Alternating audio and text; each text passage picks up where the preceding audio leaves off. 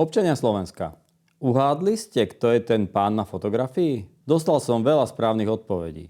Áno, volá sa Vladimír Klepanec. Zbohatol za éry HZDS a potom sa jeho život odvíjal rôzne. Spolupracoval s politikmi i s mafiánmi. Pozrite si o ňom informácie z verejne dostupných zdrojov. Dozviete sa o ňom všetko. Tiež patrí medzi parazitov, ktorí majú najmä začiatok svojej kariéry založený na štátnych zdrojoch a vzťahoch s politikmi. Akú škodu spôsobil nám všetkým, je náročné vyčísliť, ale ide o milióny, možno desiatky miliónov eur. Iba zo pár zaujímavostí. Meno Vladimíra Klepanca sa v médiách, najmä na Aktuality.sk, spomínalo v súvislosti s niekoľkými citlivými témami. Vzťah s prokurátorkou, investigatívne texty poukazovali na jeho spoločné podnikanie s prokurátorkou Generálnej prokuratúry Slovenskej republiky Žanetou Plhákovou, napríklad vo firme Štrkopiesky Čierna voda.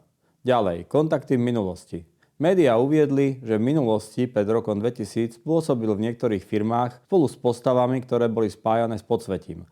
Napríklad Ondrej Ženba. Ide o Tatravagónku Poprad. Vladimír Klepanec bol v Tatravagónke súčasťou skupiny privatizérov, ktorí fabriku ovládali po ére štátneho vlastníctva. Jeho pôsobenie je neodmysliteľne spojené s menom Ondreja Ženbu. Fungovanie firmy bolo vtedy skôr o udržaní politického vplyvu a kontrole finančných tokov, než o modernizácii výroby. Podnik nebol riadený len ako štandardná fabrika, ale skôr ako strategické mocenské centrum. Vďaka kontaktom na vtedajšiu vládnu garnitúru, najmä v období mečiarizmu, mala firma zabezpečené štátne zákazky pre železnice Slovenskej republiky. Netransparentné prevody. Toto obdobie bolo sprevádzané neustálými zmenami v dozorných radách a predstavenstvách, kde sa striedali ľudia blízky Ženbovi a Klepancovi. Dochádzalo k presunom akcií medzi rôznymi schránkovými a dcérskymi spoločnosťami. Politické väzby. Objavili sa informácie o jeho blízkosti k lídrovi hnutia Oľano, dnes Slovensko, Igorovi Matovičovi. Ozvalo sa mi niekoľko ľudí, ktorých Vladimír Klepanec pripravil o peniaze. Ako? Ponúkol im,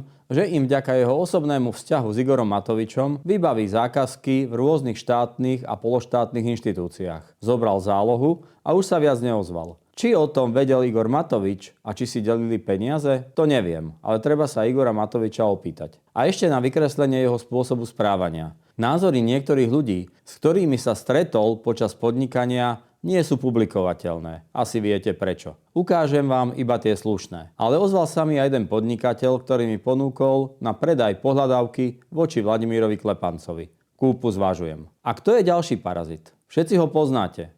Začínal ako vexlák a štartér. Sfalšoval diplomovku, rád mláti ženy, núti ženy k potratom. Za ostatné roky dostali jeho spoločnosti a firmy, v ktorých figuruje, rôznou formou od štátu viac ako 10 miliónov eur. Neoficiálne, ale v rokoch 2020 až 2023 zarobil niekoľko desiatok miliónov eur. Freddy Búza by vedel rozprávať. Úloha ako minule. To je to. Pre prvých troch tričko a kniha píšte do komentárov a adresu prosím na Zoroslav.sk kvôli diskrétnosti.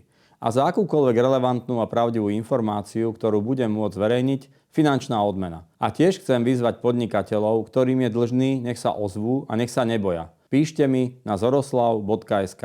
A ešte chcem dodať, že sudcovia špecializovaného trestného súdu, Najvyššieho súdu a Ústavného súdu, ktorí nerešpektujú zákony a ustalenú judikatúru, musia byť disciplinárne alebo trestnoprávne potrestaní a zbavení sudcovských talárov. Pekný večer prajem.